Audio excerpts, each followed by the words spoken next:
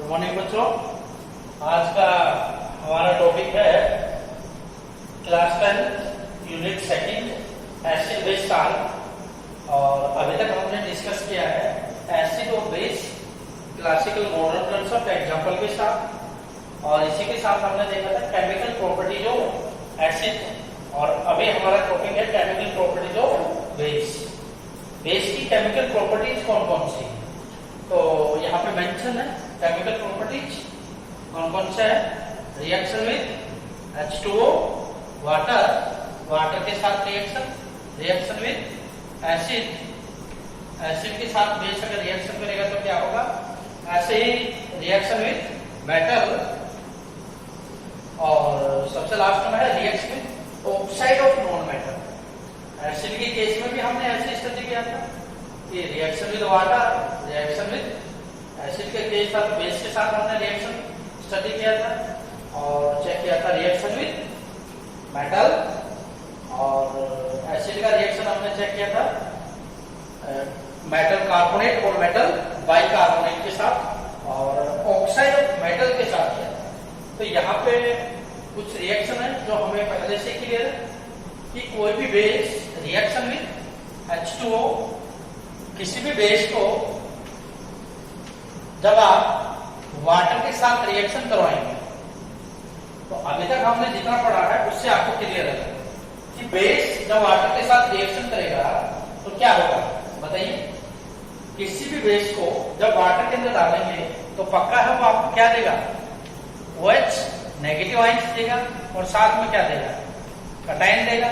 अब जो कटायन देगा वो डिपेंड करता है हमारा बेस कौन सा है, वो डिपेंड करता है हमारा बेस कौन सा है। लास्ट टाइम हमने एग्जाम्पल पढ़े थे काफी, एक दो एग्जाम्पल मैं यहाँ ले रहा हूँ।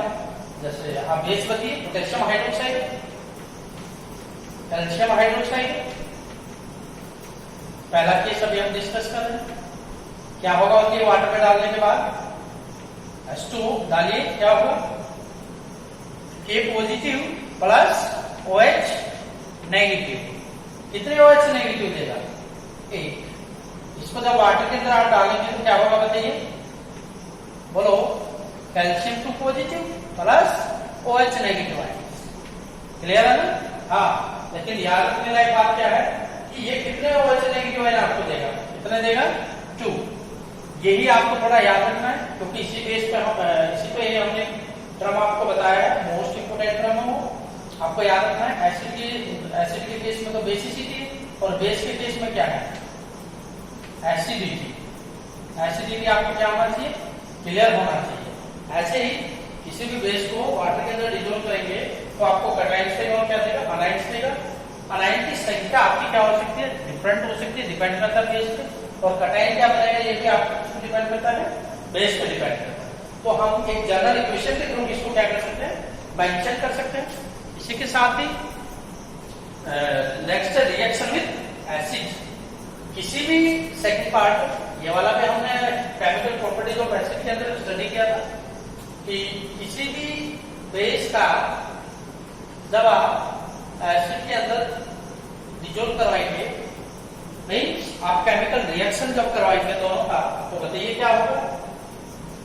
बेस आपको OH नेगेटिव आयंस देता था और एसिड आपको क्या देता था, वाटर H पॉजिटिव आयंस। सो किसका लेवल होता था ओवरऑल वहां से, किसका, वाटर का। तो क्या बना overall, salt plus water, salt plus water. अब वो साल्ट कौन सा बना, वो डिपेंड करता है आपका एसिड और बेस किस नेचर के हैं, किस टाइप के हैं। ओके, लास्ट टाइम हमने कुछ एग्जांपल देखे थे एसिड वाले केस में। यहाँ पे एक तो एग्जांपल ले लेते हैं। मान लो पोटेशियम हाइड्रोक्साइड आपके पास और एसिड ले लो कोई भी, H2SO4 जैसे, दोनों का रिएक्शन करवा दो आप, बोलो क्या होगा, साल्ट बनने वाला है, साथ में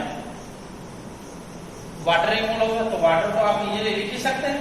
ओके, साल्ट कौन सा बनेगा, यहाँ से पोटेशियम, यहाँ से सल्फेट आए, तो पोटेशियम सल्फेट, फॉर्मूला क्या होगा, K2SO4। ऐसे काफी एग्जाम्पल NaOH है, आप इसमें HNO3 डाल दो, रिएक्शन आप लिखने का कोशिश करना, क्या होगा बोलो, काफी एग्जाम्पल बन जाएंगे जैसे हमारे। क्लियर है ना। तो दोनों ही केस हम जनरली डिस्कस कर चुके हैं। एसिड और बेस जब दोनों को आपस में मिलाया जाता है, एसिड और बेस दोनों को आपस में मिलाया जाता है, तो हमने क्लासिकल कंसेप्ट में पढ़ा था कि एसिड के अंदर जब बेस मिलाया जाता है तो एसिडिक प्रॉपर्टी क्या हो जाती है, डिस्ट्रॉय हो जाती है, डिसअपीयर। और बेस में जब एसिड मिलाया जाता है तो बेसिक प्रॉपर्टी क्या हो जाती है, डिसअपीयर। मतलब क्या है, जब दोनों को आप ऐड करते हैं तो दोनों एक दूसरे को न्यूट्रलाइज करते हैं, दोनों एक दूसरे को क्या करते हैं, न्यूट्रलाइज करते हैं। इसलिए एसिड और बेस जब कभी भी रिएक्ट करते हैं तो वो पर्टिकुलर एक नेम रिएक्शन कराती है जिसको हम न्यूट्रलाइजेशन रिएक्शन बोलते हैं। इसका नाम देते हैं न्यूट्रलाइजेशन रिएक्शन। याद रखिए, एसिड और बेस जब आपस में रिएक्ट करेंगे तो एक दूसरे को न्यूट्रल करते हैं और उस रिएक्शन को हम किस नाम से जानते हैं, न्यूट्रलाइजेशन रिएक्शन के नाम से जानते हैं। ऐसे ही थर्ड स्टेप में अब हम देखेंगे कि बेस जब मेटल के साथ रिएक्ट करेगा तो क्या होगा, क्या पॉसिबल प्रोडक्ट बनेंगे। और फोर्थ में reaction with oxide of non metal. अभी थर्ड केस डिस्कस कर रहे हैं, कौन सा है, रिएक्शन विद मेटल। सबसे खास बात क्या है याद रखने लायक कि एसिड का जब हम मेटल के साथ रिएक्शन करवाते हैं तो जनरली कुछ ही मेटल ऐसे हैं जिनका रिएक्टिविटी लेस होता है, बाकी सारे मेटल एसिड के साथ रिएक्ट करके हाइड्रोजन गैस प्रोड्यूस कर सकते हैं पॉप साउंड के साथ। बेस के केस में ऐसा नहीं है, इस सारे के सारे बेस के साथ मेटल रिएक्ट करते हैं, या बोला जाए सभी बेस मेटल के साथ क्या करते हैं, रिएक्ट करते हैं। कुछ ही मेटल ऐसे हैं जो बेस के साथ क्या कर सकते हैं, रिएक्ट कर सकते हैं। और उनमें से कुछ एग्जाम्पल हम ले रहे हैं, लाइक सोडियम हाइड्रोक्साइड है आपका बेस है, इसका जिंक के साथ रिएक्शन करवा लो, सोडियम हाइड्रोक्साइड है, इसका एसएन के साथ रिएक्शन करवा लो, सोडियम हाइड्रोक्साइड है, एल्यूमिनियम के साथ रिएक्शन करवा दो, इसका प्रोडक्ट बनेगा, क्या बनेगा, प्रोडक्ट तो बनना साथ ही है, प्रोडक्ट क्या बनेगा, बेस प्लस मेटल। जब आप रिएक्शन करवाएंगे इनका तो साल्ट बनने वाला है यहाँ पे।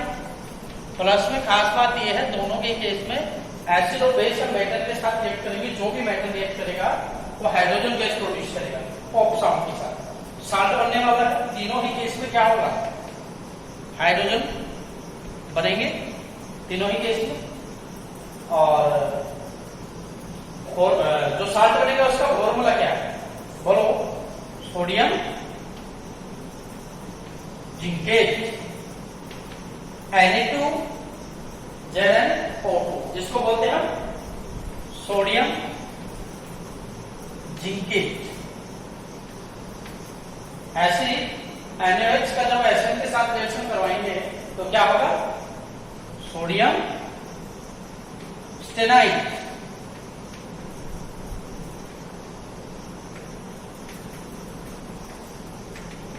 सोडियम स्टेनाइट, साथ में क्या रिमूव होगा, hydrogen gas.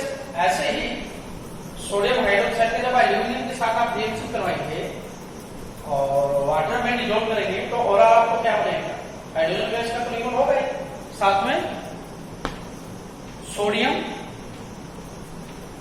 Aluminate.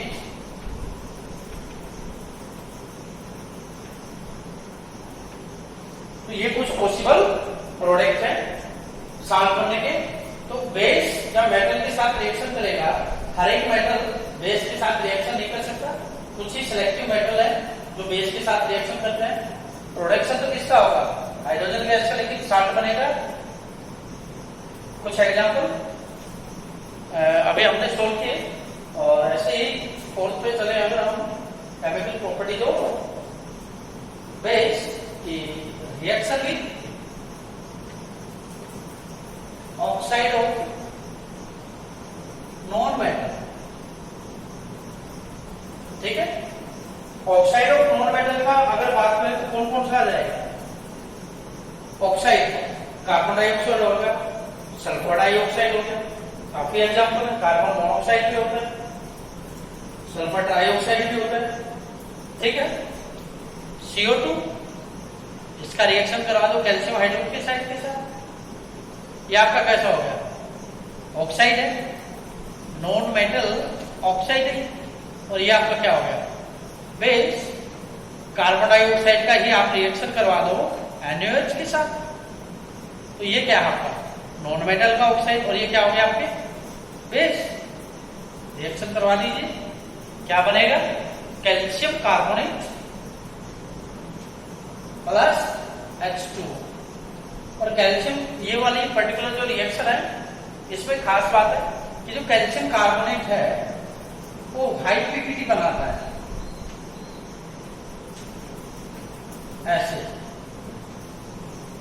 White PPT. यहां पे हमने सिंबल लगाया है, कहीं हम सिंबल ऐसे ऊपर प्रोडक्ट में ऊपर की तरफ लगा रहे हैं, कहीं हम नीचे की तरफ लगा रहे हैं। तो इनका मतलब क्या है, इस टाइप का अगर सिंबल आपको कहीं भी रिएक्शन में दिखता है तो इसका मतलब है वो जनरली गैस है और रिएक्शन हुई या कंप्लीट हुई तो उससे बाहर निकल गई।